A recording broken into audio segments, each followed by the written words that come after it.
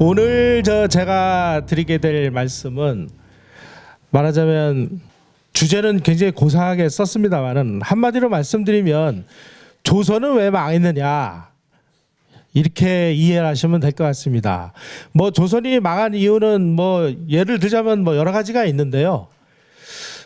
오늘 그 강의가 끝날 때쯤 되면 이거 이런 게 있었구나 하는 걸 아마 느끼시게 될 겁니다. 제가 이 38선을 딱 거놓고 문명의 분단선이다 이렇게 썼고 남쪽은 해양동맹, 북쪽은 대륙동맹 이렇게 써놨습니다. 좀 어리둥절하실 거예요. 이게 뭐지? 그런데 인류 역사에서 그 한 나라가 생존하기 위해서는 혼자 힘만 가지고 뭐 자기를 지킬 수 있으면 얼마나 좋겠습니까? 그런데 국가가 생존을 위해서는 뭐 합종 영향도 필요하고 동맹도 필요하고 때로는 뭐 외교도 필요하고 많은 그 방법들이 있습니다. 이상하게 그 동양에서의 그 외교는 좋지 않게 그 문헌에 나와 있습니다. 요 아래 보시면 그 예기의 교특생이라는 항목에 그 외교에 대한 얘기가 나오는데 이렇게 돼 있습니다. 다른 사람의 신하된 사람은 외교를 할 수 없고 두 임금을 섬길 수 없다. 이렇게 나와 있습니다. 외교는 굉장히 좀 뭐 부정적이고 나쁜 의미로 이렇게 그 묘사가 돼 있습니다. 뭐 이런 것 때문에 그런지 우리는 지금 동맹이 뭔지 외교가 뭔지 이런 거에 대한 막 개념조차 좀 헷갈리는 상황이 됐습니다. 자, 우리가 쉬운 예로 지금 한미 동맹인데 수많은 대한민국의 지도자라는 사람들이 우리가 한미 동맹에 있음에도 불구하고 안보는 미국과 그리고 뭐 경제는 중국과 이런 식으로 얘기를 합니다. 동맹이 뭡니까? 여기 우리 이춘 박사님이 이따가 뭐 강의를 하시겠지만 동맹은 나하고 한편이 돼서 적과 전쟁을 할 수 있는 관계를 동맹이라고 하는데요. 지금 한미 동맹이면 한국과 미국은 한편이 돼서 전쟁을 해야 되는데 그 전쟁을 해야 되는 미국의 상대 그 적이 중국인데 우리가 한미 동맹이면서 안보는 미국하고 하고 중국과 경제는 중국과 하겠다 하는 얘기를 다른 사람도 아닌 이 땅의 지도자들이 하고 있습니다. 이게 동맹이 뭔지조차도 모르는 사람들이 지금 지도부를 구성하고 있다는 얘기가 되겠죠. 자, 이게 우리의 시계바늘을 지금부터 1세기 내지 한 1세기 반 정도로 돌리면 굉장히 좀 재밌는 그 현상들이 나타납니다. 지금의 세계 패권국은 미국이고 그 미국의 패권에 도전한 나라는 중국이라고 얘기를 합니다. 패권 도전국이라고 하죠. 그런데 지금부터 1세기 내지 1세기 반 전으로 시간표를 돌리면 그 당시에 패권국은 영국이었고 그 패권에 도전하는 나라는 러시아였습니다. 그래서 이 영국하고 러시아가 뭐 발칸반도에서 러시아가 밀고 내려오려고 하면은 영국이 가서 틀어막고 또 아프가니스탄으로 러시아가 내려오려고 하면은 영국이 가서 틀어막고 하는 이러한 아주 전지구적인 차원에서 영국과 러시아의 패권 대결이 계속 진행되고 있었습니다. 이거를 이제 그레이트 게임이다 이렇게 이제 용어를 그 설명을 하는데 이 그레이트 게임으로 뭐 크림반도에서 부딪히고 그다음에 중앙아시아에서 부딪히고 하던 이 영국과 러시아 세력이 동아시아 쪽으로 몰려오면서 한반도에서 여러 가지 이제 변화들이 일어나기 시작하는 게 우리의 개항을 둘러싼 그 시기의 이야기였습니다. 요 지도를 보시면 이제 그 러시아가 원래 흑해에 있는 요 크림반도로 이렇게 밀고 내려오려고 하니까 영국이 프랑스하고 동맹을 맺어가지고 크림 전쟁을 일으켜서 영국의 남진을 막습니다. 그리고 아프가니스탄 쪽으로 밀고 내려오려고 하니까 이쪽에서 영국이 밀고 올라가가지고 거기서 또 그 충돌이 벌어지고 하는 요 이제 그레이트 게임의 이런 그 그림들이 나옵니다. 이게 이제 동아시아로 밀려오면서 한반도에서 이제 어떤 일들이 벌어지는지 하는 것이 오늘의 주된 관심사가 되겠습니다. 여러분 아편 전쟁 다 아시죠? 아편 전쟁이 두 차례 전쟁이 있었습니다. 1차 아편 전쟁이 1840년에 있었고요. 두 번째 아편 전쟁이 1858년에 시작이 돼서 1860년에 끝이 납니다. 그때 영국하고 그 프랑스가 동맹을 맺어서 그 청나라하고 전쟁을 해서 아편 전쟁을 이제 끝을 냈는데, 사실상 전쟁은 영국과 불란서가 하고 진짜 재미는 러시아가 받습니다. 이 러시아가 이 전쟁을 이용해 가지고 이 청나라하고 아주 재밌는 조약을 맺습니다. 아이훈 조약이라는 걸 맺어서 그 아무르간 그 좌안 땅을 획득을 합니다. 이게 이제 아이훈 조약을 통해서 러시아가 차지한 땅입니다. 여기가 이렇게 녹색으로 칠해져 있습니다. 1860년에 제2차 아편 전쟁을 통해서 러시아가 북경 조약을 맺어가지고 그 황토색으로 되어 있는 부분을 획득을 했습니다. 지금 블라디보스토크라든지 하바롭스크라든지 이 극동 지역이 원래는 이게 청나라 땅이었습니다. 바로 이 청나라 땅, 이 엄청난 땅을, 그리고 시베리아 일대에서 가장 비옥하고 농사가 가능한 땅을 러시아가 총 한 방 안 쏘고 이 아편 전쟁을 이용해서 이만큼의 땅을 취득을 했습니다. 취득한 건데, 이때 러시아가 북경 조약을 통해서 이 연해주 일대의 땅을 차지하면서 두만강을 사이에 두고 한반도하고 접하게 됐다는 데서 이제 복잡한 외교 문제들이 발생을 하기 시작을 합니다. 자, 이제 블라디보스토크가 원래 청나라 땅이었을 땐 해삼위라고 이렇게 이름을 불렀는데요. 여기에다가 이제 그 항구를 건설을 해서, 왜냐하면 이쪽 시베리아 일대에는 뭐 전부 동토요 왕국이기 때문에 길도 없고 뭐 강도 다 얼어붙어 가지고 이 교통이 안 됩니다. 그래서 할 수 없이 이 블라디보스토크에다가 항구를 만들어서 유럽 쪽 러시아와 이 동아시아 영토를 배로 연결하기 위해서 블라디보스토크에다가 이제 항구를 만들어서 지구를 반바퀴 돌아가지고 이렇게 바닷길로 러시아, 유럽 쪽 러시아, 동아시아 쪽 러시아가 이제 그 왔다 갔다 해야 되는 이런 상황이 벌어졌습니다. 문제는 이 블라디보스토크가 겨울이 되면은 4개월 이상 얼어붙어 가지고 항구 기능을 못 한다는 데 문제가 있었습니다.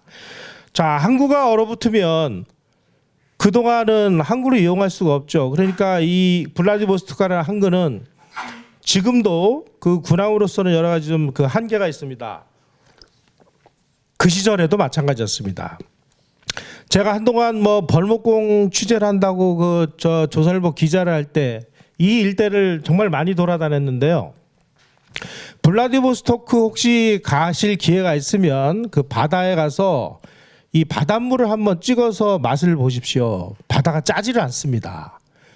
우리나라 바다에 가서 바닷물이 이렇게 맛을 보면 굉장히 짠데 염분 농도가 위로 올라가면은 아주 굉장히 낮아집니다. 이게 뭐 위에서 무슨 뭐 얼음이 녹은 물이 내려와서 그런지, 그래서 한 4, 5개월 항구가 얼어붙어 가지고 배들이 오락가락 할 수가 없어요.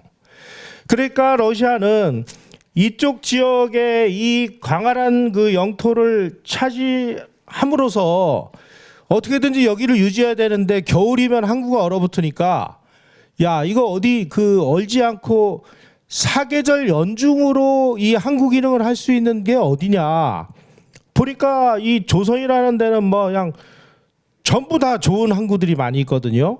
그러니까 어떻게든지 조선에다가 자기네들이 원하는 이 부동 항구를 마련해 보자 라는 생각을 하게 됐고, 전지구적인 차원에서 러시아가 바다로 나오는 것을 틀어막는 영국 입장에서는 수단과 방법을 가리지 말고 이 러시아가 한반도 지역에서 항구를 획득하는 것을 막아야 되는 이런 상황이 됐습니다.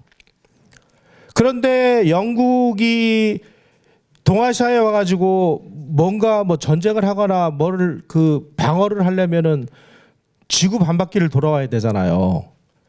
그러니까 나중에는 이 러시아를 방어하는 임무를 일본에게 이제 맡기는 과정에서 이제 우리가 막 나라를 잃고 하는 이런 이제 일들이 벌어지는데, 일단 하여간 1860년에 이 북경 조약을 통해서 러시아하고 한반도가 국경을 접하게 됐다. 이 엄청난 사건이 벌어지게 됩니다. 자, 이제 러시아가 그야말로 말로만 듣던 러시아가 이제 현실적인 위협으로 다가오니까 이 영국이 야 이거 이러다가 이거 좀 일 나겠는데 뭐 이런 생각을 안 하면 바보겠죠. 패권국이 아니겠죠. 그래서 청나라의 이용장이라는 사람을 통해서 야 조선이 말이야 저 사람들이 저게 무슨 뭐 러시아가 뭐 하는 나라인지도 잘 알지도 못하니까 책을 하나 써서 줘라. 그래가지고 조선 책략이라는 이런 책을 써서 조선에다가 줍니다. 그 내용이 뭐냐? 러시아를 막아라. 러시아를 막는데 어떻게 막느냐? 친중국, 결일본, 연미방으로 러시아를 막아라. 저는 이게 그 역사에 대해서 진지한 공부를 하기 전까지만 해도 야 이용장이라는 사람이 정말 친절하게도 우리를 위해서 이 책을 써줬구나라고 생각을 했는데요.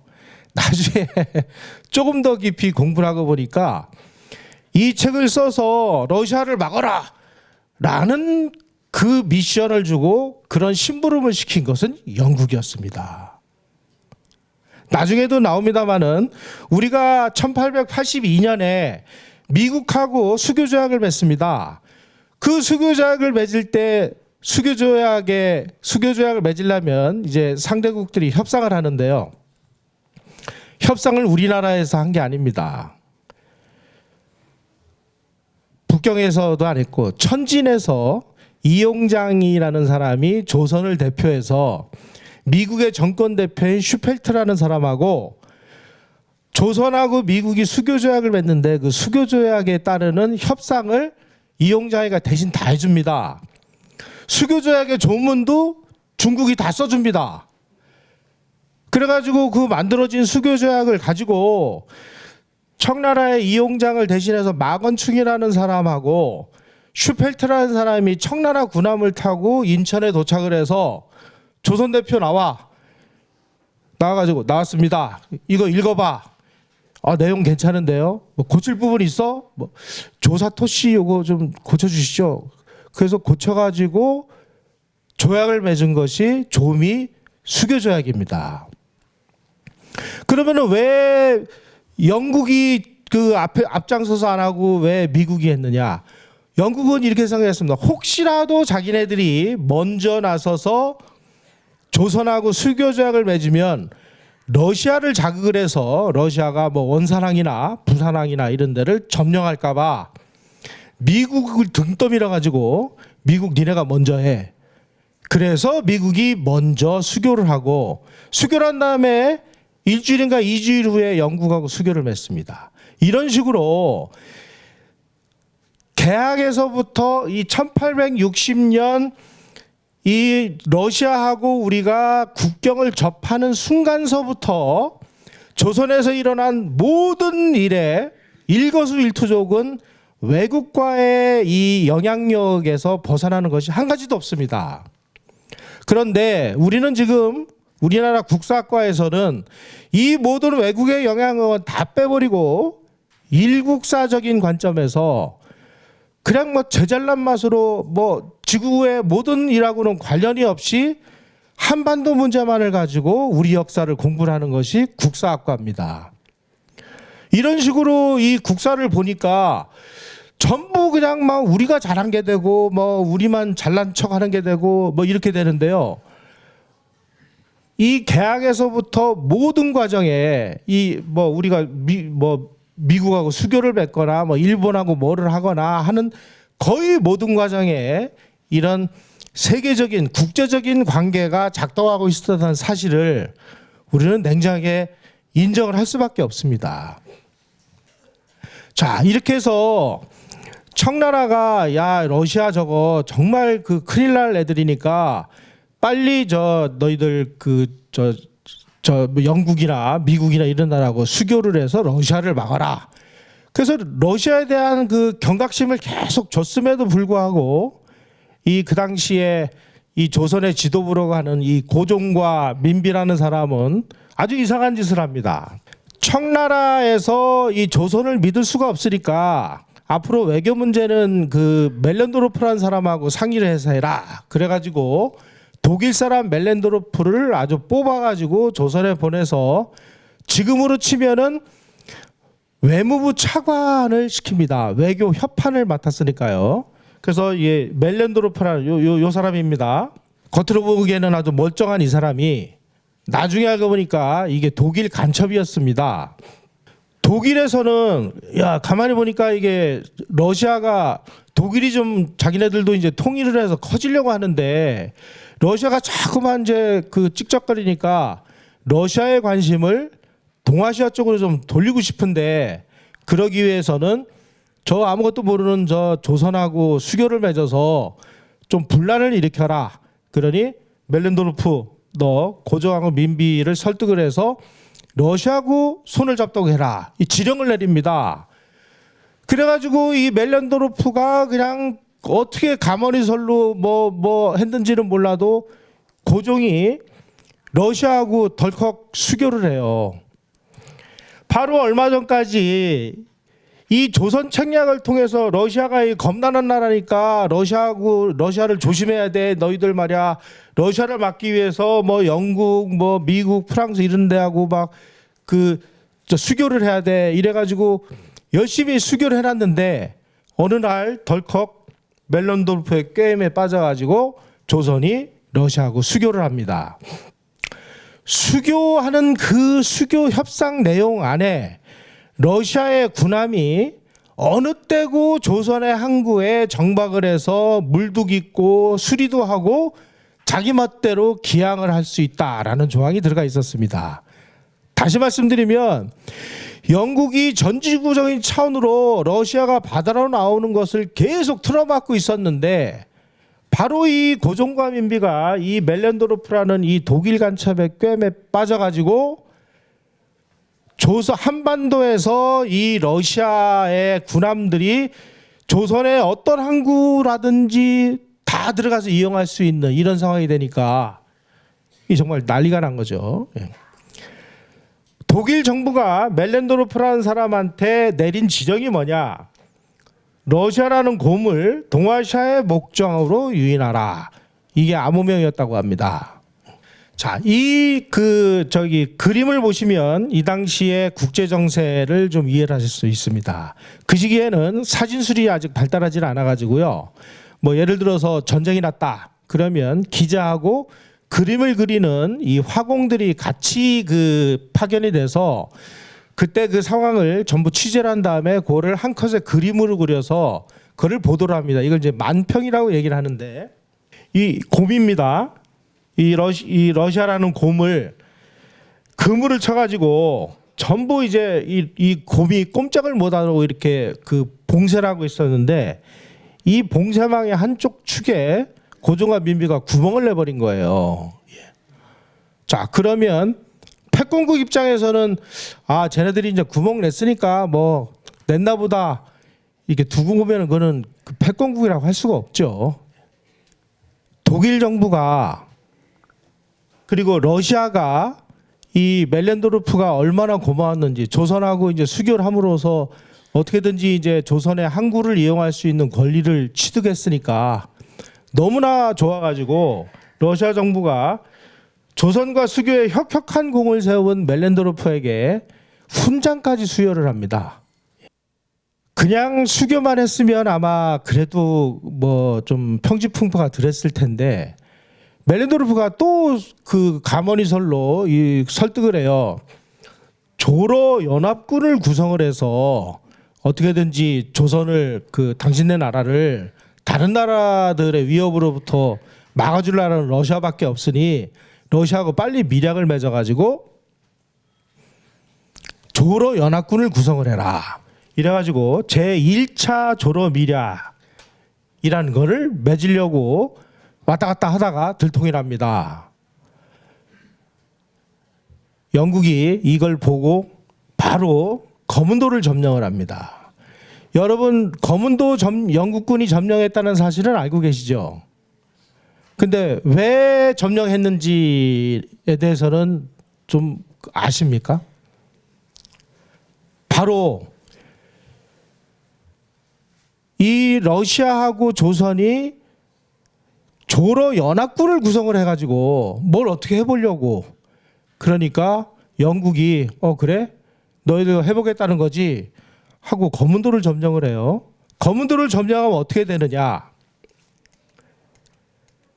자, 여기가 거문도입니다. 예. 블라디보스토크가 여기입니다. 블라디보스토크에 있는 군함들이 어찌됐든 나가려면은 여기를 통해서 나가게 돼 있습니다. 요 거문도가 여기서 나오는 이 러시아의 군함들을 바로 통제를 할 수 있는 아주 좀 환상적인 전략적인 위치에 거문도가 놓여 있습니다. 거문도에 아주 세계 최강의 이 함대들이 와서 딱 지를 치고 있으니까 러시아가 이제 그 해상을 통해서 유럽 쪽 러시아와 동아시아 쪽 러시아가 이렇게 연결돼야 되는데 이게 언제든지 차단을 당할 수 있는 이런 위험 상황이 됩니다. 영국이 거문도를 점령하니까 이제 러시아는 야, 이거 바닷길은 여차하면 이제 영국이 와가지고 끊어버리는구나. 그럼 우리가 이 동아시아 지역에 있는 이 영토는 어떻게 유지를 하지? 이런 고민에 휩싸이게 된 겁니다. 그래서 시베리아 횡단철도라는 것을 구상을 하는 게 바로 이 영국이 거문도를 점령함으로 인해서 시베리아 철도라는 것을 이제 구상을 하게 됩니다. 자, 이 평지풍파가 일어나는 와중에 그래서 1차 조로 미략은 이제 다 들통이나 가지고 성사되지 못했습니다. 그랬으면 됐지. 또 가가지고 1886년 8월에 러시아하고 또 제2차 미략을 맺다가 들통이 납니다. 이건 어떻게 들통나느냐? 그 당시에 아주 고종하고 민비가 제일 신뢰하던 대신이 민영익인데 이 민영익이가 고종이 아이고 이거 1차 미략으로 그렇게 졸경을 치르고도 또다시 러시아하고 미략을 맺으려고 막 왔다 갔다 하면서 막 비밀 문서를 주고받고 그러니까 이 민영익이라는 사람이 원세기한테 쫓아가가지고 지금 저 고종이 러시아하고 또 미략을 맺으려고 합니다 하고 고자질을 하는 바람에 들통이 났습니다. 난리가 났죠. 그래서 이번에는 아예 그냥 고종을 폐위를 시키기 위해서 폐위시키려고 막 만반의 준비를 다 합니다. 바로 이 제2차 조로미략 사건이 터졌을 때 이게 그 당시 조선에 와 있던 원세계라는 친구인데 이 원세계가 청나라 조정에다가 보낸 보고서가 이렇게 돼 있습니다. 청은 조공국을 다스리는데 너무 인정을 베풀었습니다. 조선은 우리가 다른 나라들 때문에 어쩔 수 없이 그러는 것으로 알고 점차 방자해져서 우리를 신경 쓰지도 않는 지경에 이르렀습니다. 러시아가 조선의 군대를 파견하지는 않을 것입니다. 고종이 러시아 군대를 끌어들이기 전에 우리가 먼저 해군과 육군을 조선에 보내 고종을 패하고 왕족 가운데 현명한 자를 임금으로 세우는 것이 좋을 듯합니다. 실제로 고종을 폐위시키려고 준비를 했습니다. 세상에 이게 무슨 나라입니까? 이게 정말 비참하게도 이게 백몇십 년 전에 우리의 현실이었어요. 그 주변국들이 너희들 러시아하고 손을 잡으면 아주 평지풍파가 일어나니까 절대로 러시아하고 손잡으면 안 돼. 그러니까 미국하고 손잡고 영국하고 손잡고 일본하고 손잡고 청나라하고 손잡아가지고 절대 러시아하고는 가까이 하면 안 돼라고 그렇게까지 책까지 써서 줬음에도 불구하고 이 고종하고 민비는 어쩌자고 이런 짓을 벌이는 걸까요? 예. 저는 정말 모르겠습니다. 앞으로도 이런 일들이 계속 벌어지거든요. 나중에 민비가 시해를 당하는데 왜 시해를 당할까? 결국 또 러시아 끌어들이다가 들통이 나서 그렇습니다. 왜 이러는 걸까요? 왜? 이게 정말 우리 구한말에 이 고종과 민비를 비롯한 조선 지도부가 국제 정세의 흐름을 얼마나 정말 그 정세 흐름에 무지했는지, 이쪽 길로 가면은 죽으니까 너희도 일로 가면 안 돼라고 그렇게까지 얘기를 해줬음에도 불구하고 끝없이 그 길을 갑니다. 지금 요즘의 코드로 말씀드리면 미국하고 동맹인데 너희들 자꾸 중국하고 손잡고 중국하고 뭐 하려고 그러면 너희들 죽어. 글로 가면 안 돼. 글로 가면 니네 나라 망해. 그런데도 불구하고 김대중, 노무현, 지금 문재인 뿐만입니까? 이명박은 안 그랬고 박근혜는 안 그랬습니까? 그렇게 우파 사람들이 그 가짜 전승절 행사에 북경에 가면 안 된다고 그렇게 목소리를 높여서 외쳤음에도 불구하고 박근혜 대통령 천안문에 올라가서 독재하다라고 사진 찍었잖아요. 그거 하고 이 당시에 고종 민비하고 뭐가 다릅니까? 뭐가? 저는 똑같다고 생각을 해요. 자, 이제 막 원세가 고종을 폐위하고 다른 사람을 막 왕위에 앉히려고 하니까 이제 이거 이제 그 당시 청나라는 이렇게 생각을, 이게 그 외교 공문서에 그대로 나오는 얘기입니다. 이것들 말이야 틈만 보였다면 말썽을 일으키니까 이번 기회에 아예 그냥 그 조선을 청나라에 합병을 시켜버리자. 다시 말씀드리면 1910년에 일본이 조선을 합병하듯이 아예 이번에 청나라가 합병을 시켜버리자. 근데 가만히 보니까 합병을 시키면 다른 나라들이 가만히 안 했을 것 같으니까 실천에 못했을 뿐입니다. 자, 이제 막 평지풍파가 일어나고 막 이러니까 고종이 제2차 조로밀약을 해야 된다고 건의한 신하들을 전부 잡아가지고 감옥에 집어넣었다가 유배를 보냅니다. 그러니까 이 러시아 공사 베베르가 아니 고종 이거 일은 지가 다 저질러 놓고 청나라가 막 너 이거 왕에서 쫓아낼 거야 하고 압력을 막 하니까 죄 없는 신하들을 다 감옥에 가두고 유배 보내고 당신 말이야 그 국왕 맞아? 이거 이따위 일이 다 있어 하고 막 또 강력히 항의를 하니까 러시아의 항의에 못 이겨가지고 또 그 유배 보냈던 신하들을 다시 또 슬그머니 사면을 해줘요. 고종이라는 사람은 이런 사람이었습니다. 이런 사람을 지금 개명한 군주였고 무슨 조선을 자주국가로 만들려고 하다가 일본의 침략을 받아서 실패했다느니 뭐니 이런 식으로 지금 미화 찬양을 하고 있어요. 자, 아까 이게 그 지도를 보시면 정말 이 거문도라는 이 장소가 얼마나 그 국제 정치학적으로 중요한 위치인지를 아마 이해를 하실 수 있을 겁니다. 자, 영국 해군이 이제 거문도를 점령하면서 자칫 잘못하다가 이 해상로가 봉쇄될 위험에 처하니까 이 러시아는 안 되겠다. 우리가 이 유럽 쪽 러시아와 이 동아시아 쪽 러시아를 육상으로 연결을 하자. 그래서 이제 시베리아 횡단철도 건설 계획 구상이 나옵니다.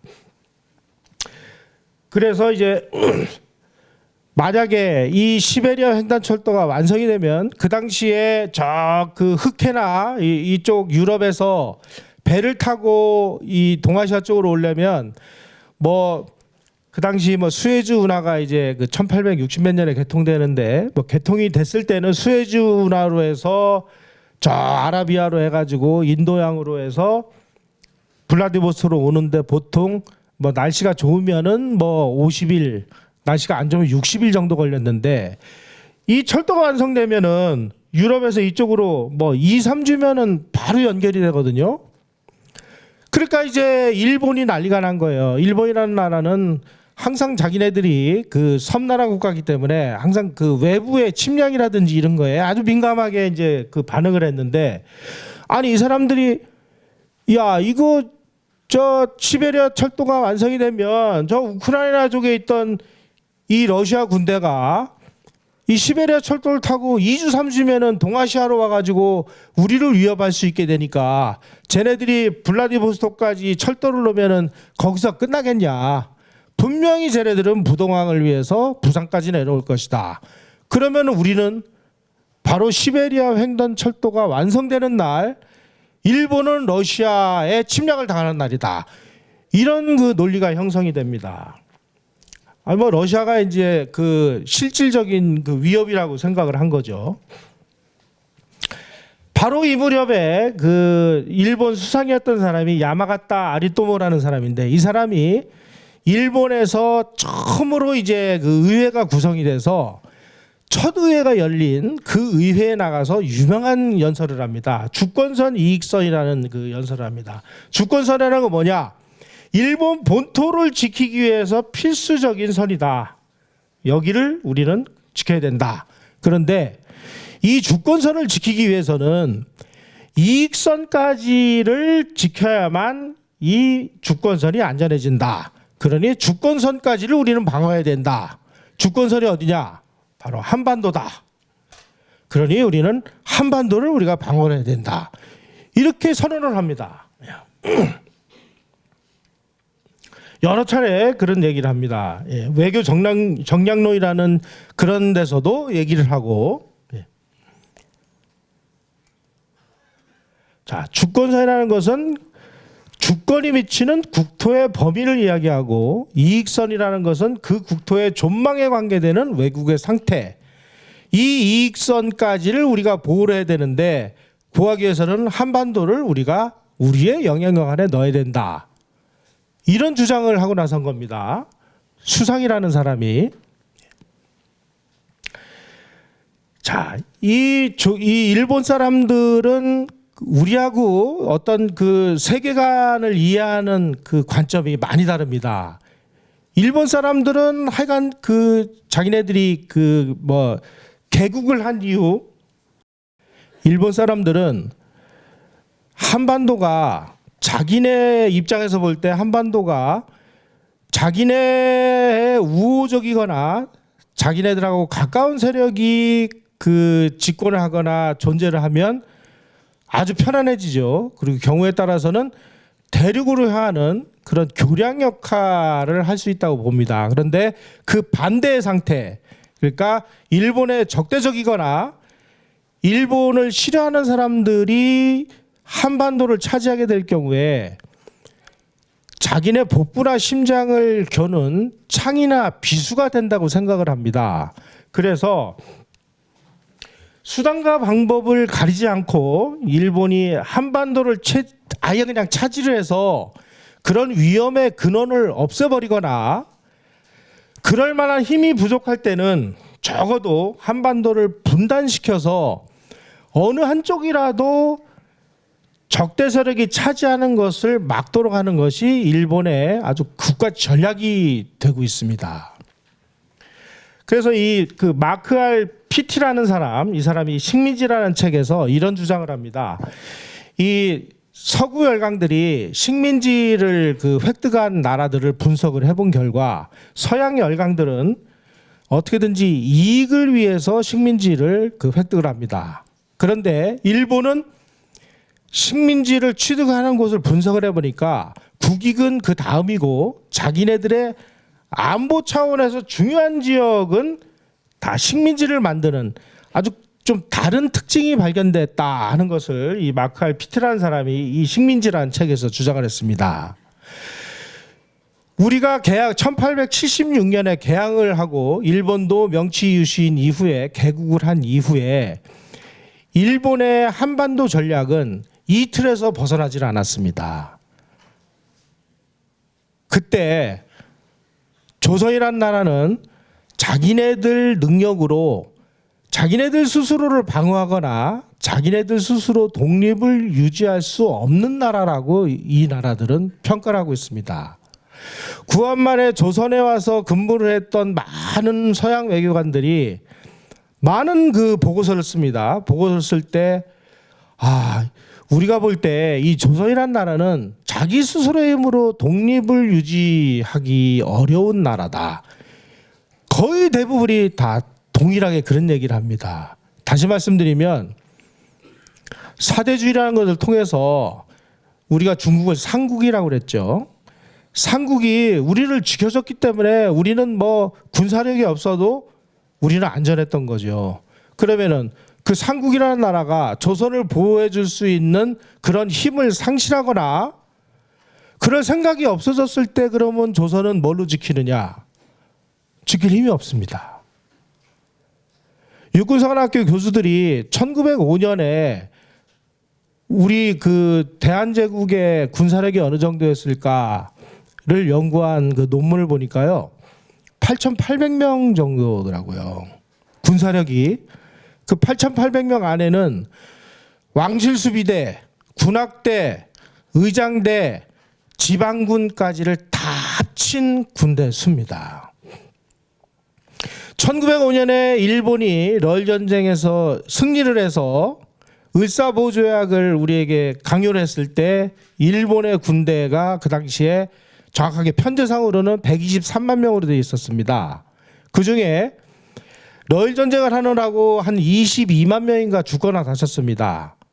다시 말씀드리면 을사보호조약을 일본이 요구를 했을 때 우리의 군사력은 8,800명이었고 일본 군사력은 100만 대군이었습니다. 자, 100만 명과 8,800명이 전쟁 한번 해볼 수 있다고 생각하십니까? 조선은요, 전쟁조차 해보지 못하고 전쟁할 능력조차도 없어서 그냥 항복하고 만 거예요. 러시아가 이제 영국의 방해를 받지 않고 동아시아 지역으로 진출하기 위해서 시베리아 횡단철도를 구상을 하고 이제 그 착공식을 하기 위해서 그 이 사람이 니콜라이 그 2세라는 나중에 이 러시아 황제가 됩니다. 이때는 이제 황태자 신분이었습니다. 블라디보스톡에서 열리는 이 그 시베리아 횡단철도의 그 기공식에 참석하기 전에 일본에 가서 1891년 5월에 오스시라는 곳을 방문하던 중에 일본 사무라이의 공격을 받아가지고 저 이마에 칼을 맞아가지고 부상을 당합니다. 그래가지고 뭐 일본이 난리가 났죠. 뭐 야 이러다가 이 러시아가 우리 쳐들어오는 거 아니냐. 그래가지고 막 일본의 천황이 막 위문을 올 정도로 아주 심각한 사건이었습니다. 이 니콜라이 황태자가 머리에 붕대를 메고 야 너희들 일본 너희들 말이야 시베리아 철도 완성되면 보자 막 이런 생각이었을 거예요. 붕대 메고 블라디보스토크로 가서 이 시베리아 횡단철도 기공식을 시작을 합니다. 자, 시베리아 철도가 완성되는 날이 이제 일본이 러시아에게 침략되는 날이라고 이렇게 믿고 있는 일본이니까 어떻게든지 이 시베리아가 그 철도가 완성되기 전에 뭐 전쟁을 하든지 뭐를 하든지 뭐 무슨 수를 이제 내야 되겠다 이런 그 결심을 하게 된 거죠. 이 와중에 조선에서 동학 그 농민운동이라는 것이 벌어집니다. 일본은 어떻게든지 이제 뭐 무슨 수를 써서라도 그 러시아하고 전쟁을 해야 되겠고 러시아하고 전쟁을 하기 전에 청나라도 손을 봐줘야 되는데 이거 어떻게 손을 봐주지 뭐 구실이 있어야 될 거 아니야라고 고민을 하던 차에 동학 농민운동이 발생을 했는데 이 농민들의 반란조차도 이 조선의 이 그 군대가 진압을 못하고 농민군에게 막 연전연패를 당합니다. 이 연전연패를 당하니까 그 농민군을 지휘하던 사람이 홍계훈이라는 사람인데, 예, 아까 이충구 박사님 점심 식사할 때 그 민비를 그 이모군란때 구해줬던 그 사람인데 이 사람이 이거 빨리 청나라에게 원병을 그 요청해서 이 농민군들을 빨리 막아야 됩니다. 막 여러 차례 보고서를 올립니다. 그 당시에 일본하고 청나라는 천진조약을 맺고 있어서 청나라 군대 혹은 일본 군대가 어느 한 나라 군대가 조선에 파병을 하면 상대방 나라도 군대를 보낼 수 있도록 그렇게 협정을 맺고 있었습니다. 이런 협정을 뭐 알고 있는지 모르는지 덜컥 청나라에다가 원병을 요청을 해요. 그래서 우리 동학 군대를 우리 군대로 막을 수 없으니 그 청나라에서 원병을 보내셔가지고 그 당시에는 동학 비도라고 했습니다. 이 동학 비도들을 빨리 좀 무찔러 주십시오. 청나라 군대를 보냅니다. 2,500명을. 일본이 야 이게 웬 떡이냐. 그래가지고 8,000명의 대군을 보냅니다. 한 나라에 청나라 군대와 일본 군대가 들어와 있으니 이거 뭐 전쟁이 안 일어나면 이상한 거 아니겠습니까? 결국 청일 전쟁이 벌어집니다. 그러면 동학은 뭐를 한 겁니까?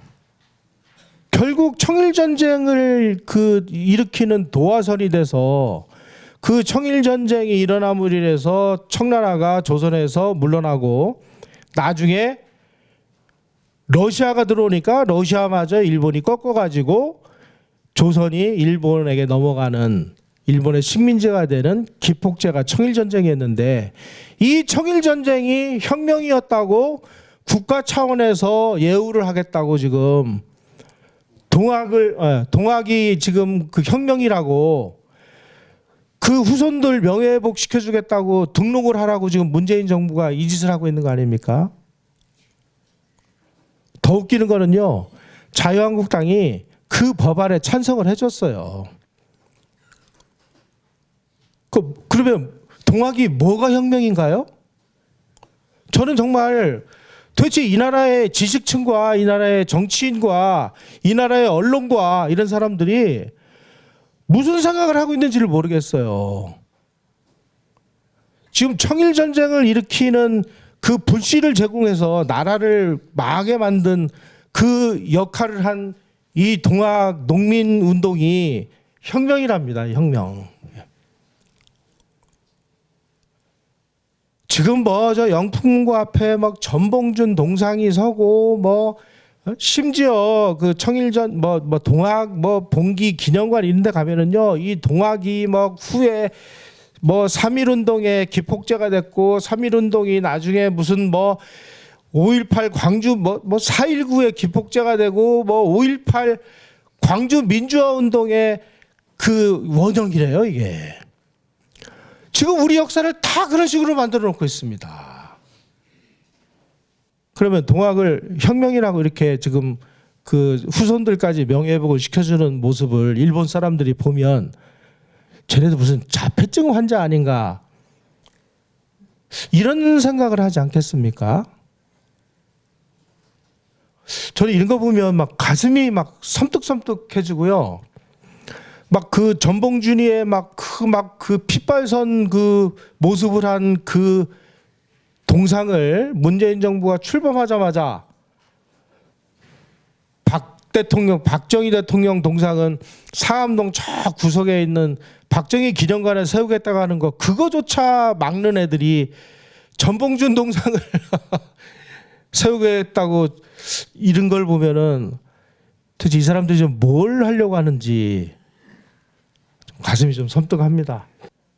자, 이제 이 조선에 청나라 군대 2,500명이 들어오고 또 일본군이 인천을 통해 가지고 8,000명의 대군을 보내니까 청나라도 야 이러다가 이거 큰일 나겠다 싶어가지고 평양으로 또 군대를 보냅니다. 이렇게 되니까 이제 고종이 야 이거 이러다가 전쟁 나면 나는 어떻게 되는 거지? 그래가지고 미국 그 공사를 불러가지고요. 그 당시 미국 공사 이름이 실 공사인데 이 실 공사한테 우리 전쟁 나면 나하고 우리 고관들을 좀 피난을 해서 우리가 그 미국 공사관에 좀 가서 우리를 보여주면 안 되겠느냐 이렇게 요청을 해요. 우리가 아관파천은 아시죠?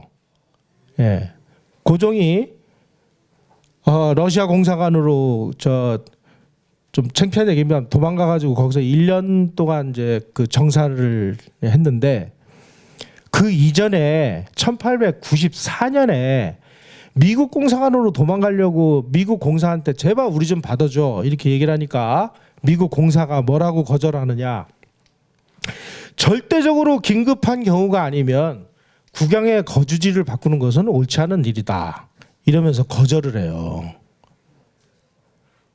이게 앞으로 2년 후에 벌어질 아관파천의 전주곡이었습니다. 이 양반은 나라가 망하든 나라가 전쟁이 나든 말든 뭐 자기하고 자기 가족의 안위만 그 지켜지면 된다고 보는 사람이었던 것 같아요. 요때 미관 파천에 실패를 하고 1896년에는 악원 파천에 성공을 했죠. 1904년에 러일 전쟁이 벌어지기 전에는 이번에는 또 영국 공사관, 그 당시에 영국 그 총영사관이었습니다. 영국 총영사를 불러가지고 우리를 좀 그 영국 총영사관에 보여주면 안 되겠느냐 하고 이번에 또 영관 파천을 요청을 해요. 그건 나중에 말씀을 드릴게요. 한나라의 국왕이 말입니다. 위기가 처해 있을 때 국민들은 어떻게 하고 이 나라 그 국권은 어떻게 하고 남의 나라 공사관에 가가지고 자기의 일신의 그 안위만 그 지키려고 하면은 이 나라 망해도 좋다는 얘기인가요?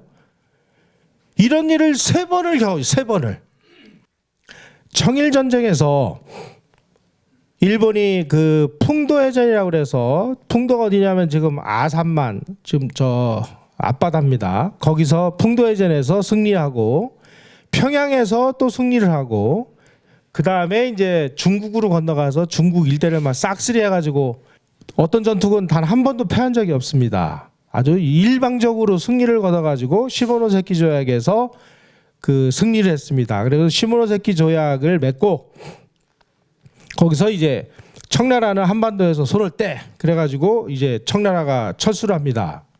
일본이 대만을 식민지로 얻고요. 그 다음에 여기 표시되어 있는 빨간 표시되어 있는 요동반도 여기도 그 할양을 받습니다.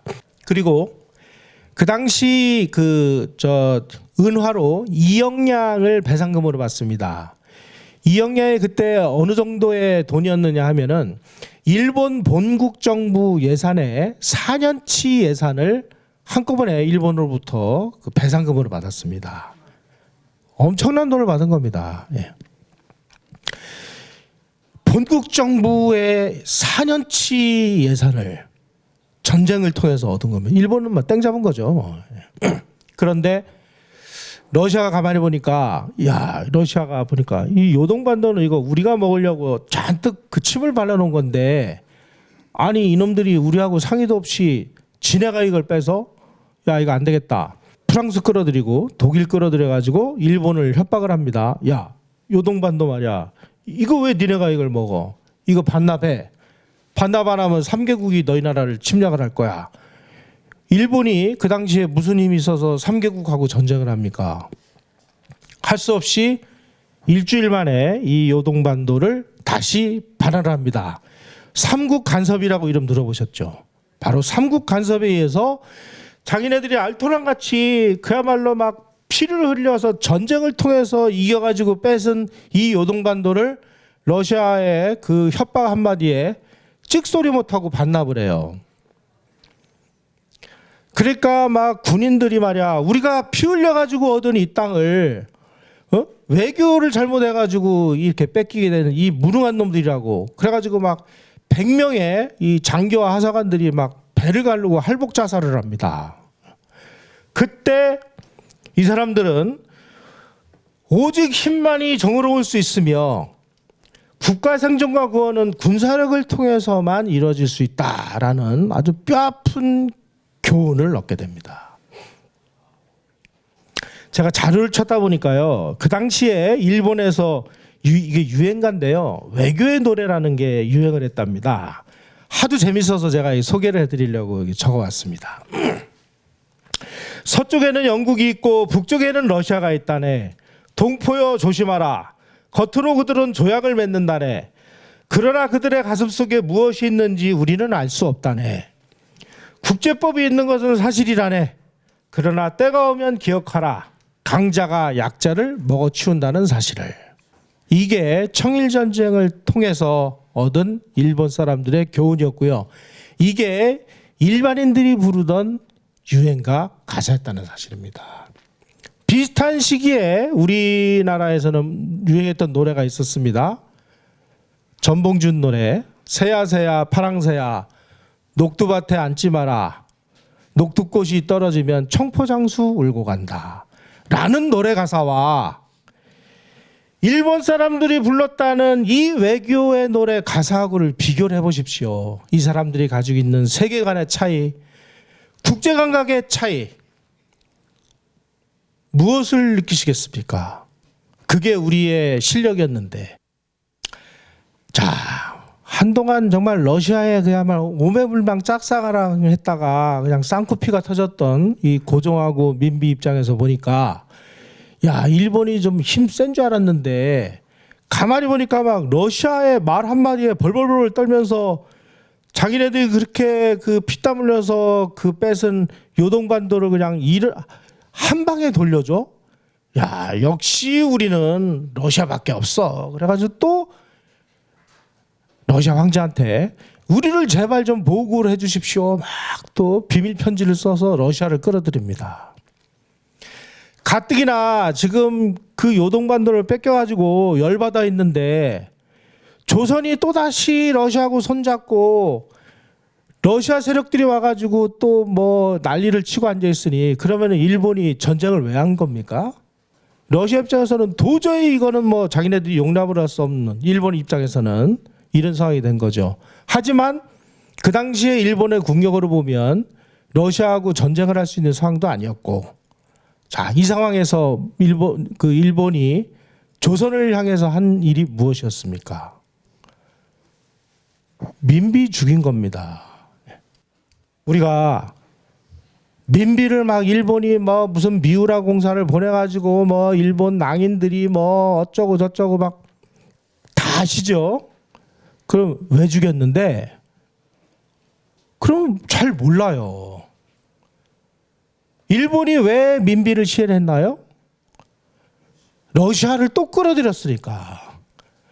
그렇게 러시아하고 손잡으면 안 된다고 그렇게까지 경고를 내리고, 청일전쟁을 일으켜서 청나라의 손을 끊어버리고 이렇게 씀에도 불구하고 또다시 약점이 보이니까 러시아를 또 끌어들이니까, 아, 이거는 그냥 놔둬서는 안 되겠다라고 아마 일본은 판단한 것 같습니다. 민비를 시해한 이 사건은 국제적으로도 보면 일본이 명백한 범죄를 저지른 겁니다. 이건 뭐 씻을 수 없는 범죄를 저지른 거고, 이 사건 때문에 일본이 아주 국제적으로 굉장한 곤란에 처하고 또 우리 국민들의 심성에 그야말로 씻을 수 없는 반일 감정을 불러일으키는 정말 못된 짓을 한 것이 분명합니다. 하지만 민비가 왜 시해당했는지도 우리는 냉정하게 진짜 원인을 알아야 앞으로 우리가 국제 정세를 보는데 하나의 좀 기준점을 가질 수 있어서 제가 드리는 말씀입니다. 이렇게 되니까 러시아가 보니까 이거 뭐 니네 우리한테 지금 뭐 하자는 거지? 그래, 좋아, 우리도 생각이 있어. 그래서 고종을 러시아 대사관으로 피신시키죠. 정말 창피한 얘기입니다만은 1896년 2월 11일 날 고종이 궁녀 복장을 하고 일개 국왕이 궁녀 옷을 갈아입고 궁녀가 타는 가마를 타고 도망을 갔습니다. 지금 문재인 정부가 고종으로 피신한 길을 이런 식으로 해가지고 복원을 한대요. 뭐가 그렇게 이 길이 길이고 길어야 될 일이 있어서 그렇게 이거를 그렇게 자랑스럽게 만듭니까? 아관파천은요, 일본이 민비 시해를 하니까 러시아도 당장 시베리아 횡단철도가 완성되기 전까지는 자기네들도 전쟁을 하기에는 굉장히 부담스러우니까 자기네들도 일본이 장군하니까 우리는 멍군 하고 부른 것이 고종을 러시아 공사관으로 빼돌리는 거였습니다. 한나라 국왕이 러시아 공사관으로 들어가서 거기서 집무를 했다. 그러면 그 다음에 일어나는 일에 대해서는 홀이 다 아시겠죠. 어마어마한 이권이 러시아로 넘어갔습니다. 조선의 모든 관리들은 다 칠러파 인사들이 다 차지했습니다. 아관파천 기간 중인 1896년 5월 말에 고종이 아까 얘기한 일본에서 그 머리 공격을 당한 그 니콜라이가 황제로 이제 그 올랐습니다. 그 아버지가 죽어가지고요. 그 대관식에 민영환을 파견을 해가지고 뭐라고 그 요청을 하느냐. 러시아를 끌어들여서 일본을 물러치기 위해서 러시아 황제 이 니콜라이 2세에게 조선을 러시아 보호령으로 삼을 것을 요구를 했고 러시아 황제가 그것을 오케이를 했습니다. 보국으로 삼는다는 게 무슨 뜻인지 1905년에 일본이 통감부를 설치하고 통감을 보내서 조선을 보국으로 만든 것이 보국입니다. 그런 보국을 자기 스스로 요청을 한 거예요. 네. 고종이라는 사람을 이해를 하시겠습니까? 또, 자, 이제 우리가 뭐 자꾸 일본 애들이 와가지고 막 우리 왕비도 죽이고 그러니까 러시아가 군대를 파견해서 우리 그 군대를 좀 양성해 주십시오. 이렇게 요청을 하니까 그 군사고문단을 파견합니다. 그래서 1896년 7월 29일 날 러시아의 군사교관단 12명이 와서 조선 궁성호위대를 훈련을 시킵니다. 그래서 이 군대가 그 다음에 환궁한 고종이 지켜보는 앞에서 러시아식으로 사열을 했다. 이렇게 기록에 나옵니다. 조선 군대가 완전히 러시아판으로 바뀐 겁니다. 그리고 나서 바로 그 대한제국을 선포를 하고 고종이 황제에 오르죠. 이 좌파학자들은 이것이 대한제국이야말로 막 조선이 자주 국가임을 전 세계에 선포했고 전 세계가 이것을 인정했다라고 사기를 치는데요. 미안한 얘기입니다만은 황제를 칭하게 된 것도 러시아 황제가 허가를 해줘서 한 겁니다. 이렇게 되어 있습니다. 고종이 러시아 공사관에 자신의 목숨을 의탁할 정도로 우호적인 칠러 정책을 수행한 대가로 고종은 러시아 황제로부터 대한제국 공포와 고종의 황제 칭제를 인정한다라는 약속을 받았기 때문에 고종이 황제로 등극을 한 겁니다. 무슨 여기에 자주가 있고 뭐가 있어요. 정말 창피한 얘기입니다만은 이것이 우리의 현실이었습니다. 그래서 허동영 교수 같은 분은 아주 자기 책에 이렇게까지 썼어요. 대한제국의 출범은 고종의 적극적인 칠러 정책의 결산이다. 그런데 무슨 대한제국이 무슨 자주국가고 뭘 선포하기 위해서 황제국으로 돼요? 황태현 교수 같은 사람은 뭐 가보외란과 뭐 아관망명 뭐 이런 그 제목의 책을 내 가지고요. 고종을 막 완전히 막 계명군주로 만들어 놨는데 이런 역사적인 사실을 다 알면서도 썼으면 이건 사기꾼이에요. 저는 그렇게 생각을 합니다. 자, 니콜라이 2세가 입었던 이 황제 정복입니다. 이게 고종하고 순종이 입었던 황제 정복입니다. 뭔가 좀 비슷하지 않으세요? 저는 이 사진을 보고 대한제국이라는 게 이게 러시아 황제가 이게 오케이를 해줘서 만든 나라구나 하는 것을 짐작을 하게 됐습니다. 이때 이후로 이제 뭐 완전히 조선은 러시아판이 된 거죠. 그래서 조선의 재정을 러시아 사람 알렉시에프라는 사람이 맡고요. 또 이제 그 조로 연합군을 또 만들겠다고 또 시도를 해요. 이러는 와중에 아주 재밌는 일이 벌어졌습니다. 요동반도가 아까 그 청일전쟁에서 일본이 뺏었는데 러시아가 압력을 넣어서 반환을 한 땅이라고 말씀을 드렸잖아요. 바로 이 땅을 러시아가 홀라당 차지를 합니다. 그리고 이 대련하고 여순 여기 요즘에 이 대련으로 골프들 많이 치러 가고 많이 술도 많이 드시러 놀러 가시는데 여기를 아주 요새로 해가지고 여기다가 그 강력한 그 요새를 구축해서 여기다가 함대를 갖다 놔요. 가만히 보니까 이거 뭐 조선 가서 보니까 뭐 무슨 금이 좀 난다 그러는데 뭐 뒤져보니까 완전히 맹탕이고 무슨 뭐 자원이 있나 뭐가 있나 뭐 골치만 아프고 야 우리 그거 다 치우고 만주를 먹자, 만주를. 만주 보니까 뭐 대단하네 뭐 그래가지고 여기를 먹음으로 인해서 조선하고는 이제 거리감을 가지는, 그래서 조선이 한반도보다는 이제 만주 경영 쪽으로 돌아서면서 고종은 완전히 이제 뭐 닥쳤던 개신사가 된 거죠, 이게.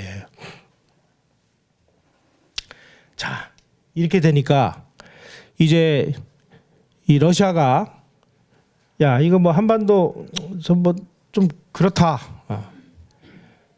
자, 이 무렵에 러시아가 1900년 7월에 일본한테 야, 그 조선하고 말이야 이게 자꾸 말썽만 일어나고 그러니까 우리 적당한 선을 정해가지고 쪼개자.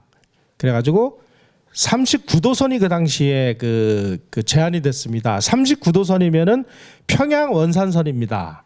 그 39도선을 중심으로 해서 위쪽은 우리가 먹을 테니까 아래쪽은 일본 니네가 가져. 그래가지고 일본 정부가 이미 1896년에 일본 정부가 먼저 그 제기를 했던 거예요. 그러다가 4년 동안을 이제 이게 잊혀졌다가 러시아가 이제 자기네들이 이제 요동반도를 차지하고 여순대령을 자기네 땅으로 만들었으니까 이제 찢자. 그래서 일본 정부는 이 제안을 이제 받아들이려고 했습니다. 그런데 뭐 동아동문회라든지 이런 소위 말하는 이제 극우 단체들이 무슨 소리냐? 이번 기회에 우리가 한반도 전체를 다 먹어야지. 그 39도선까지 먹어가지고 무슨 소용이 있냐? 강력히 반대를 합니다. 그래서 이게 그 수용을 안 했어요. 만약에 1900년에 러시아하고 일본이 이 제안에 합의를 해서 서로 자기네들의 세력권을 분할하기로 했다면 한반도 분단은 1945년이 아니고요. 1900년에 이미 분단이 됐을 겁니다. 요즘에 일본 사람들이 야, 그때 말이야 우리가 안 먹었으면은 러시아한테 먹혔을 거야 너희들. 그럼 니네들 지금 공산주의 국가가 됐을 거야. 정신 차려라고 얘기하는 근거가 이런 겁니다. 일본 사람들이 그런 얘기하면 그냥 뭐 저것들 뭐 망언이네 뭐 이렇게 생각하지 마시고요. 쟤네들이 왜 저런 얘기를 할까 하는 걸 우리가 냉정히 지켜봐야 됩니다. 실제로 이런 얘기들이 오고 가니까 이 고종이 하여간 자기 생존에는 아마 좀 도 같은 사람일 것 같아요. 재빨리 평양에다가 서경이라는 걸 건설해요. 혹시라도 39도선으로 분단이 되면 39도선 그 위쪽에서도 우리의 영향력을 행사하려면 이런 거라도 있어야 되지 않느냐. 그때 조선이 대한제국이 돈이 어디 있어요. 이 사람들이 이런 짓을 하고 앉아 있습니다. 1900년에 중국에서 의화단이라는 난이 벌어져 가지고 뭐 의화단이 이제 외세를 배격하고 뭐 그래 가지고 막 북경을 막 점령을 하고 난리가 벌어지니까 이제 7개국 연합군대가 가서 이 의화단을 이제 물리치고 만주의 경우 만주 철도를 러시아가 놨는데 러시아가 이 만주 철도를 보호한다는 명목으로 만주 전역을 점령을 했습니다.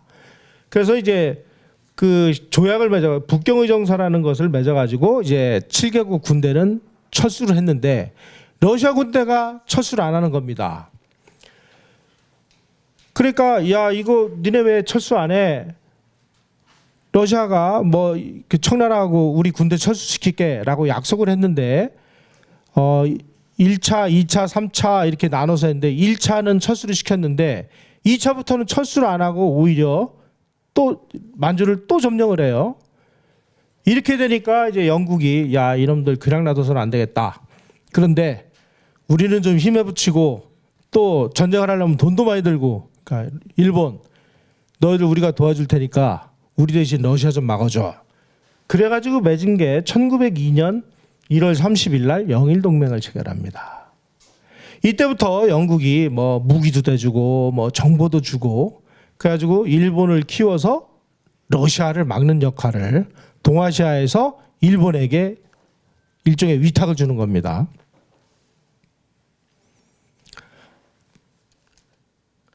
요 그 사진을 한번 보십시오. 이게 영국이고요. 이게 러시아라는 곰이고 영국이 이 일본을 등 떠밀어 가지고 나 대신 네가 좀 싸워 하고 밀어붙이는 요게 그 당시 상황을 가장 정확하게 표현한, 예. 이제 국제 정세를 좀 이해를 하시겠습니까?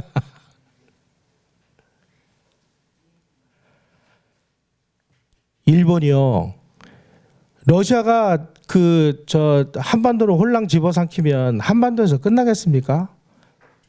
바다만 건너면 일본인데. 그러니까 어떻게든지 이 일본은 이 한반도라는 이 나라를 이 러시아가 장악하도록 놔둬서는 자기네들의 안전이 유지가 안 된다고 생각하는 나라였기 때문에 이렇게 되면 뭐 전쟁은 필연적인 거 아니겠습니까? 그 다음 수순은 뭐 말 안 하나 결국은 전쟁으로 가는 건 뭐 정해져 있었던 수순이고요. 이때 일본이 청나라로부터 아까 본국 정부 4년치 예산을 한꺼번에 이제 그 배상금으로 받았다고 말씀을 드렸는데 그 받은 돈에 여기 그 1897년 총 세출에서 55%가 군사비였다고 하는데요. 청나라로부터 받은 그 배상금의 85%를 러일 전쟁을 위해서 무기 사고 군함 사는 데 썼습니다. 그 당시 그 일본이 아주 1급 전함을 만들 수 있는 기술이 없었습니다. 그래서 1급 전함을 만들 수 있는 영국 조선소에다가 그 군함 만드는 주문을 내요. 그래서 청나라로부터 받은 배상금을 그 군함 대금으로 줬습니다. 자, 그러면은 청일전쟁에서 재미는 누가 받나요? 영국이 받죠. 예. 그게 패권국이라는 거고 그게 국제질서라는 거예요. 시바리오 따르는 작가가 그 언덕 위의 구름이라는 그 아주 유명한 소설을 썼는데 이게 청일전쟁에서 러일전쟁에 이르는 요 과정을 쓴 그 책인데 여기에 이런 표현이 있습니다. 일본은 러시아하고의 전쟁을 위해서 먹지도 마시지도 않고 함대를 건설을 했다. 그래서 이 함대를 가지고 러시아를 격파를 해가지고 러일전쟁에서 승리를 하죠. 일본은 1895년에 삼국 간섭에 의해서 요동반도를 뺏기는 그 순간부터 러일전쟁, 러시아하고의 전쟁을 위해서 그 국가 슬로건이 와신상담이었습니다. 국가의 총력을 러시아하고의 전쟁을 위해서 썼습니다. 자, 아까 말씀드린 대로 이렇게 해서 이제 그 러일 전쟁이 벌어질 그 분위기가 막 무르기니까 이 고종이 또 야, 전쟁이 일어나면 우리 가족은 어떡하냐. 그래가지고 영국 총영사를 불러가지고 영국 공사관으로 이번에는 이제 영관 파천을 하려고 공작을 했습니다. 영국이 아주 단호히 거절해가지고 영관 파천에 실패를 합니다. 이런 얘기는 그 처음 들어보셨죠? 이 다 우리 역사책에 그대로 다 나와 있는 내용들입니다. 단지 우리가 가르치지를 않았을 뿐입니다. 러시아에서 러시아가 계속 그 만주를 점령하고 있다가 철군을 하겠다라고 했는데 1차만 약속을 지키고 2차, 3차 계속 그 약속을 어기고 철군을 안 하니까 영국이 이제 일본을 떠밀어 가지고 전쟁을 해서 러시아하고 일본이 전쟁을 하게 되죠. 예. 이 과정 뭐 이런 거는 복잡하니까 러일 전쟁이 왜 일어났나? 결국은 일어날 게 일어났다. 일본은 1895년에 청일전쟁에서 뺏은 요동반도를 뺏긴 그 순간부터 더군다나 러시아가 그 요동반도를 다시 탈취해가지고 자기네 군항을 만드는 그 상황을 보면서 국가적으로 이거는 용서할 수 없다. 우리가 망하든 러시아가 망하든 한판 붙자. 뭐 이런 생각에서 자, 러일 전쟁에서 일본이 이제 러시아한테 승리를 거두니까 러시아가 물러나갈 거 아니에요? 그러면 뭐 조선 반도라는 거는 일본 수중으로 넘어가는 거지. 뭐 그다음 수순이야. 뭐 안 봐도 뻔한 거죠. 포츠마스 강화 조약이 1905년 맺어졌을 때 일본이 22만 7천 명이 죽거나 다쳤습니다. 22만 7천 명의 희생 그리고 일본의 그 1년치 예산의 7배에 가까운 그런 빚을 내가면서 러일 전쟁에서 승리를 해서 포츠마스 강화 조약 제2조에 이렇게 되어 있습니다. 러시아 제국 정부는 일본이 한국에서 정치, 군사, 경제적으로 우월한 이익을 가지고 있음을 인정하며 일본 제국 정부가 한국에서 필요하다고 생각되는 지도, 보호, 감리 조치를 취하는 것을 방해하거나 간섭하지 않는다. 요거 하나를 얻기 위해서 전쟁을 한 겁니다. 자, 이렇게 됐을 때 우리는 어떤 모습이었을까요? 윤치호 일기에, 윤치호라는 사람 참 재밌는 사람입니다. 이 사람은 평생을 일기를 썼는데 전부 영어로 썼습니다. 그래서 그 국사편찬위원회하고 연세대학교에서 그걸 이제 번역을 한 국역본도 있는데 여기 이렇게 이런 대목이 나와요.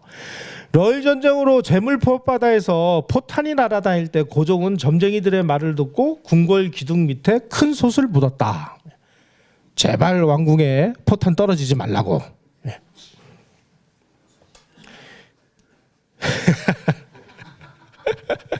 이게 지금 우리는 웃는데요. 이게 좀 현실이라.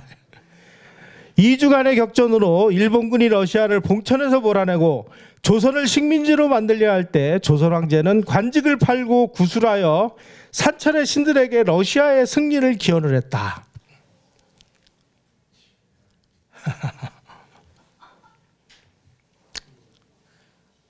이게 우리의 모습이었습니다. 그래서 러시아가 손 털고 나가니까 뭐 그 다음에 이제 보국이 된 거고요. 그리고 원래는 일본이 그 1905년에 을사보호조약을 체결한 이후에 을사보호조약으로 이제 그 외교권을 가지고 갔습니다. 그 다음에 이제 그 일본 안에서 그 강경파하고 온건파가 대립을 했습니다. 강경파는 야 차제에 이 한반도를 우리가 싹 그 합병을 시켜가지고 이제 더 이상의 말썽을 부리지 않게 이거 아주 우리 땅으로 만들어서 안전하게 만들자라는 파가 있었고요. 그게 데라우찌라든지 이런 사람의 그 강경파입니다. 야마가타, 아리토모 뭐 이런 군부들. 이토 히로부미 같은 이 사람들은 야, 그 식민 통치라는 게 얼마나 어려워. 그 당시 그 대만 청일 전쟁에서 승리해서 대만을 식민지로 얻은 다음에요. 대만에서 막 계속 폭동 반란이 일어나가지고 막 대만에다가 일본군 막 집어넣으면은 일개 사단이 뭐 그 며칠 있다 보면은 막 5천 명이 죽어나 자빠지고 전투에서 죽었으면은 억울하기라도 하죠. 이 사람들은 전부 그냥 말라리아 이런 거 걸려가지고 막 죽고 막 그러니 야 반란이라도 일어나가지고 이러면은 이제 골치 아프지 돈 많이 들지 이 사람들 가르치려면 학교 져줘야지 병원 져줘야지.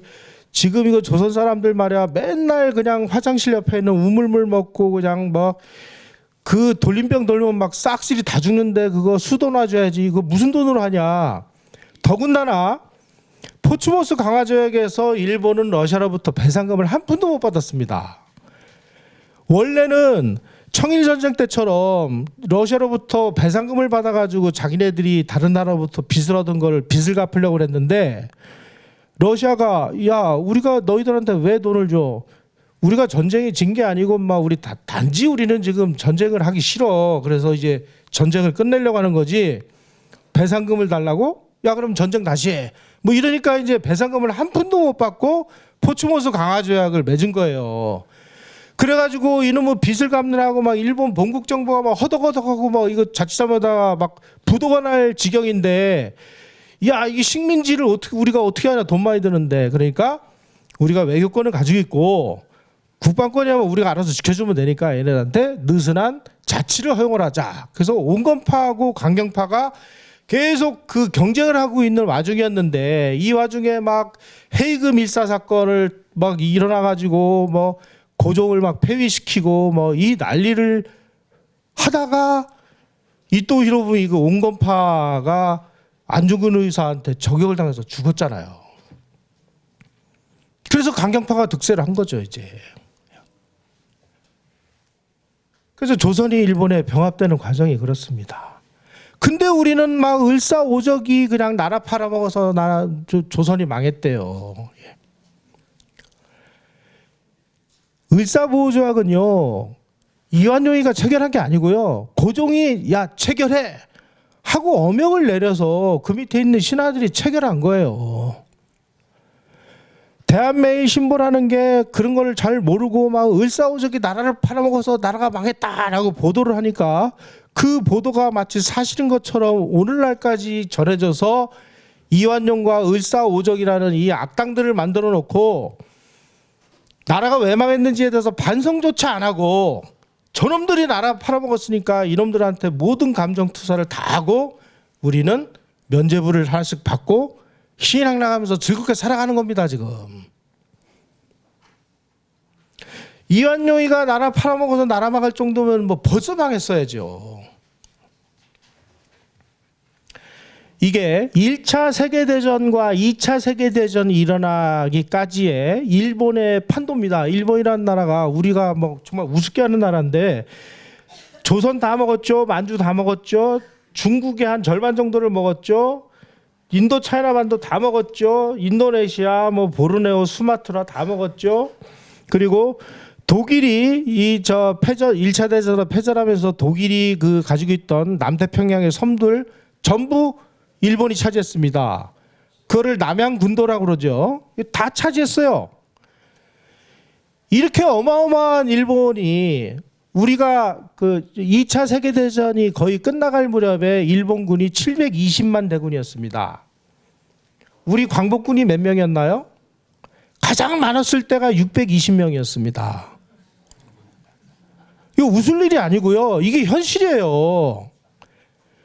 620명의 광복군이 소총과 기관총으로 무장을 하고 720만 대군이 항공모함과 전차와 뭐 전함으로 무장한 이 일본군을 싸워서 우리가 무장투쟁을 해서 우리가 이길 수 있고 우리가 이 독립을 쟁취할 수 있었다고 보시나요?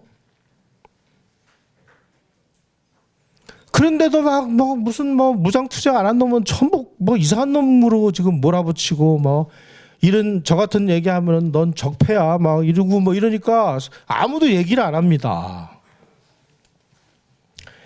이게 그 무사시라는 그 전함인데요. 6만 7천 톤짜리 전함입니다. 이 항공모함 뭐 일본이 이런 나라였습니다. 이렇게 한동안 잘 나가던 일본이 패망한 이유가 뭔가요? 처음에 영국이라는 세계 패권국에 그 동맹을 맺고 잘 나가던 일본이 조금 이제 힘이 생기고 좀 이제 뭐 어깨 좀 뭐 힘도 들어가고 그러니까 이거 뭐 니네가 뭔데 우리한테 자꾸 참견이야. 그래서 패권국이 아닌 그야말로 정말 지저분한 추축국하고 손을 잡고 동맹을 잘못 선택을 하면서 원자폭탄 맞아가지고 망했지 않습니까? 동맹을 잘 선택해서 막 국가가 막 미친 듯이 발전하던 일본이 동맹 잘못 선택해가지고 쫄딱 망한 거예요. 우리 역사에서 세계사의 주류 세력하고 손을 잡아야 된다라고 끊임없이 주장을 한 사람은 이승만이었습니다. 이승만이라는 사람은 하여간 배제학당에 들어가서 영어를 배우고 선교사들하고 교류를 하면서 그때부터 공부를 했고 그리고 감옥에서 독립정신이라는 책을 쓰면서부터 우리는 미국하고 손을 잡아야 된다. 미국하고 동맹을 맺어야 된다. 그리고 또 미국으로 가서 공부를 하고 국제정치학 박사를 받고 그러면서 미국의 그 근본적인 정신을 깨달았고 미국의 힘을 알았고 세계사의 주류 세력하고 손을 잡아가지고 우리가 대한민국이 동맹을 맺어야 된다라고 주장을 한 사람 그리고 한미 상호방위조약을 통해서 실질적으로 세계를 움직이는 패권국하고 우리가 동맹을 맺어서 대한민국이 정말 다른 나라들의 침략을 안 받는 이런 시스템을 만들어낸 것은 미안한 얘기입니다만 이승만이 처음입니다. 고종과 민비가 그냥 그 손잡지 말라고 그렇게 경고하는 패권에 도전하는 세력, 세계사의 비주류 세력하고 계속 손을 잡다가 쫄딱 망했잖아요. 이승만이라는 사람이 만들어낸 이 한미 상호 방위 조약이라는 것은 그래서 문명의 분단선이고 그리고 이 해양 문명과의 접선이었고 바로 이 처음 보여드린 이 선이 이제는 아마 이해가 가실 겁니다. 이승만이라는 사람이 나타나기 이전까지는 도대체 우리가 무슨 어디에 줄을 서야 되는지, 세계사가 어떻게 돌아가는지 뭐 아무것도 모르고 그냥 뭐 되는 대로 막 손잡고 러시아 끌어들이고 이러다가 그냥 뭐 민비도 암살당하고 뭐 이런 일들이 비일비재했는데, 이승만이라는 사람이 나타나가지고 그냥 처음부터 끝까지 에오라지 우리는 미국하고 동맹을 맺어야 되고, 그래서 미국하고의 동맹을 한미 상호 방위 조약으로 만들어낸 이후에 1954년 이후에 지금까지 한반도에서는 단 한 번도 전쟁이 일어나지 않았습니다. 전쟁 억지력이라는 측면에서 정말 엄청난 일이 벌어진 겁니다. 고종과 민비의 그 비주류 세력하고 손을 잡으려고 했던 그 노력과 이승만 대통령이 세계사의 주류 세력하고 손을 잡은 이 국면을 우리는 정말 냉정하게 보고요. 그럼에도 불구하고 지금 많은 정신 나간 이 정치인과 이 정권 담당자들이 끝없이 중국하고 손을 잡으려고 하는, 고종과 민비 같은 일을 벌이려고 하는, 그래서 나라를 정말 절망의 구렁텅이로 빠뜨리려고 하는 이런 그 생각은 얼마나 위험한 생각인지를 이 자리에서 한번 깨달아 보시기를 바랍니다. 자, 김일성이가 만드는 이 그 시스템, 폐쇄 고립 대륙지향, 이승만 개방 통상 해양지향, 김일성의 공산주의 사회주의 전체주의, 이승만의 자유민주주의 시장중심 자본주의, 김일성의 종교탄압 사이비 주체교, 이승만의 종교자유 기독교 지향, 김일성의 소련 중국 공산당 소속 삼중국적, 이승만 한국 국적 끝까지 유지, 김일성 허구의 항일투쟁, 이승만 국제사회를 움직이는 외교 독립운동. 딱 비교를 해보시면요, 딱 이게 38선과 휴전선을 사이에 두고 완전한 문명의 그 단절선이 발견되고 있습니다. 오늘날 김일성이 만드는 북한은 뭐 항일과 반미 빼면은 쓰러지는 나라고요. 대한민국, 이승만이 만든 대한민국은 그야말로 개방과 통상으로 문명 개화하고 부국강병을 하고 국민의 삶의 질을 향상을 해서 오늘 이렇게 전 국민이 살을 빼기 위해서 다이어트에 몇 조 원씩을 쓰는 나라가 됐습니다.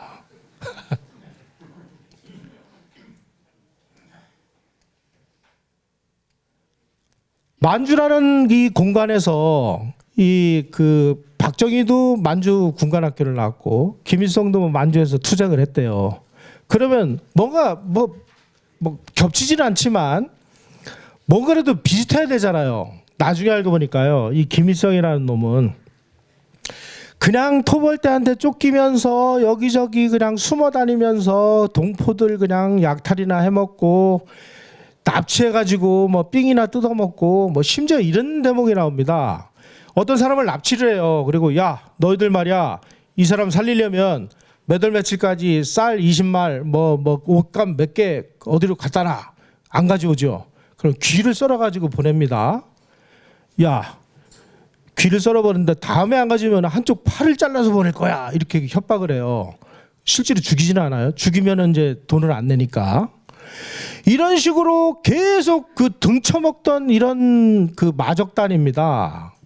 함석헌 선생이 뜻으로 본 한국 역사에서 그분이 만주에 사셨었거든요.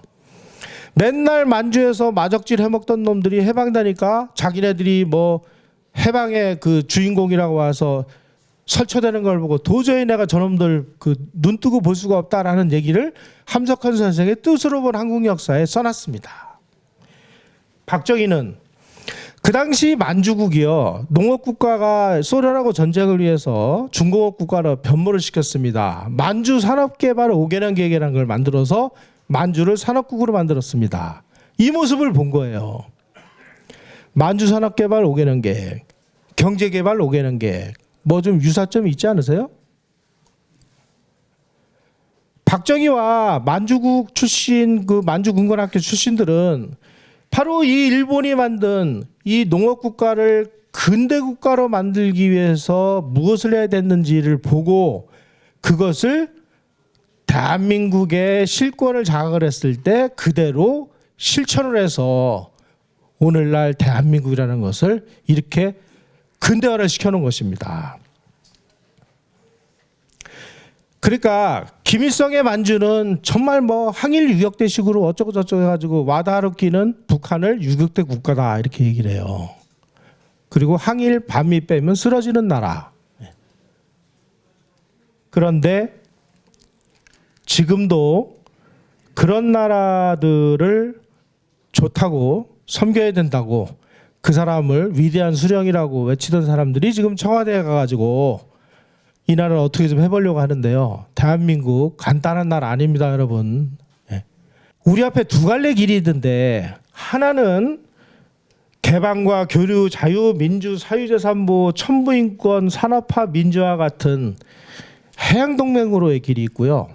또 하나는 뭐 세습왕조, 폐쇄, 세국, 공동체 우선, 전체주의 이 실패한 국가들이 겪는 이런 길이 남아 있습니다. 자, 우리가 어느 쪽으로 갈 건지는 이미 답이 다 나와 있고 우리 역사가 체험을 했지 않습니까? 이제 우리가 막 이승만을 공부한다고 해서 뭐 이승만을 막 무슨 뭐 신처럼 떠받들고 뭐 이런 그 공부를 하는 게 아니고요. 이분이 추구했던 이 개방과 통상의 길, 그리고 세계사에 줄을 세워가고 우리가 줄을 잡고 동맹을 체결을 해야 대한민국이 산다는 이런 교훈을 주변에 있는 분들에게 많이 좀 퍼뜨리셔서 보다 더 튼튼한 대한민국을 만드는 데 앞장서 주시기를 바라면서 제 강의 이것으로 마치도록 하겠습니다.